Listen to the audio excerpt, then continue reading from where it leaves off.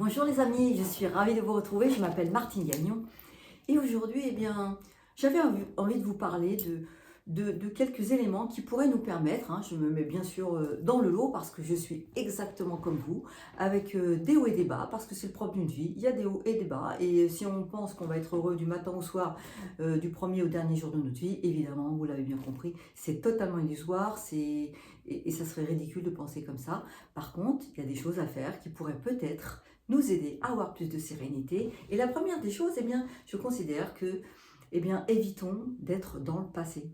Combien de personnes je vois qui me disent: oui, mais alors tu comprends avec tout ce qui s'est passé. Oui, bien sûr, c'était douloureux ce qui s'est passé. Et c'est important d'y revenir, mais pas d'y rester. Voyez pas le passé. Si on est trop dans le passé, vous savez, le passé, s'il a été formidable, si notre enfance a été formidable, c'est génial, c'est des beaux souvenirs. Mais si vous y êtes trop souvent, ça va vous entraîner de la nostalgie. Et puis, par ailleurs, s'il a été beaucoup moins agréable ce passé, ou s'il y a eu des choses douloureuses qui sont arrivées, évitez aussi d'y séjourner un peu trop longtemps parce que ça va vous entraîner de la déprime. Et la déprime, c'est lié évidemment parce que quand vous retrouvez dans une émotion du passé, même si ça a 10 ans, 15 ans, 20 ans, si vous repensez à ce moment-là, vous allez retrouver exactement la même émotion. C'est pas parce que les années ont passé que l'émotion va, même si elle est moins puissante, mais elle sera quand même là. Et elle engendrera forcément chez vous un certain mal-être, parce qu'une émotion qui n'est pas agréable, évidemment, ça engendre de la tristesse, ça engendre moins d'enthousiasme, moins de légèreté, et c'est pas tellement formidable pour aller bien. Donc, le passé, évitez de séjourner trop dans le passé. C'est pas le passé, vivez-le comme une expérience, c'est pas une entrave à votre bonheur. La seule chose que vous pouvez comprendre, c'est qu'on ne changera pas le passé, et que se concentrer sur des choses qui sont possibles aujourd'hui, de projets, de choses agréables, sera certainement beaucoup plus favorable pour vous ici et maintenant.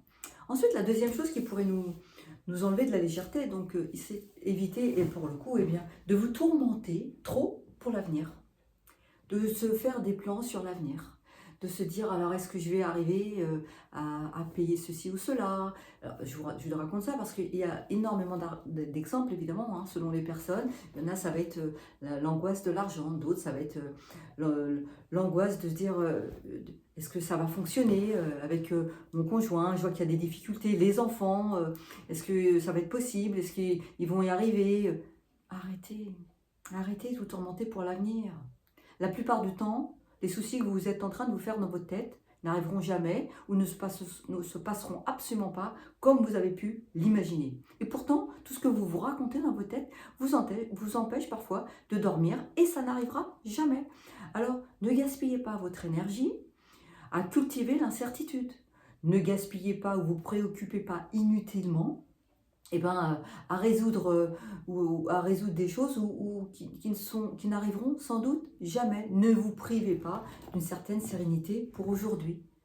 Alors certains me diront: oui, c'est facile. Non, c'est pas toujours facile, mais quand on en est conscient, on peut y arriver plus facilement. Se dire: mais en fait, je ne sais même pas comment ça se passera. Et quand ça se passera, on avisera. J'ai une personne qui me disait: oui, mais ma mère elle vieillit, et puis comment ça va se passer quand elle pourra plus s'occuper vraiment de sa maison ou même d'elle-même. On avisera à ce moment-là. Et puis si mon fils ça va pas avec sa femme, parce que tu as vu, elle est quand même spéciale et tout, et puis ils ont des enfants, on avisera à ce moment-là. On fera à ce moment-là, on fera ce qu'il y aura à faire. Et puis peut-être ça va aller très bien. Puis peut-être que les choses n'arriveront évidemment pas. Et il y a une phrase qui dit, alors je sais très bien que tout le monde ne croit pas en Dieu, alors on dit Dieu, on dit autre chose, ça n'a pas tellement d'importance. En tout cas, l'univers, on va appeler ça comme ça, l'univers, si vous voulez faire rire le bon Dieu, racontez-lui vos plans. Parce que vos plans, en fait, les plans qu'on se fait, la plupart des choses, elles n'arrivent pas exactement comme on l'avait imaginé. Exactement. Alors, bien sûr, des choses pas toujours agréables nous arrivent, mais on arrivera toujours à gérer ce moment-là, dans le moment présent. Voilà pour la deuxième chose. Et puis la troisième chose, ne croyez pas que les autres sont forcément toujours responsables, ou croire que ce sont les autres qui sont responsables ou sont capables de vous rendre heureux. Le bonheur, il commence.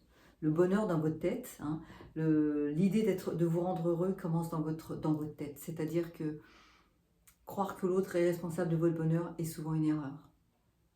Le bonheur, il commence par ce que vous allez vous raconter dans votre tête. L'autre ne peut pas être, n'est jamais à votre place. Il ne sait jamais exactement ce qui serait bon pour vous. Donc c'est une grande illusion. Oui, bien sûr, on peut être bien avec quelqu'un, on peut être heureux avec quelqu'un, mais c'est pas pour autant qu'il est totalement responsable de votre bonheur. Parce que vous savez, on peut toujours, même en étant, que ce soit avec des enfants, que ce soit en couple, que ce soit entre amis, l'autre ne sera jamais vous. Si on attend trop souvent tout de l'autre.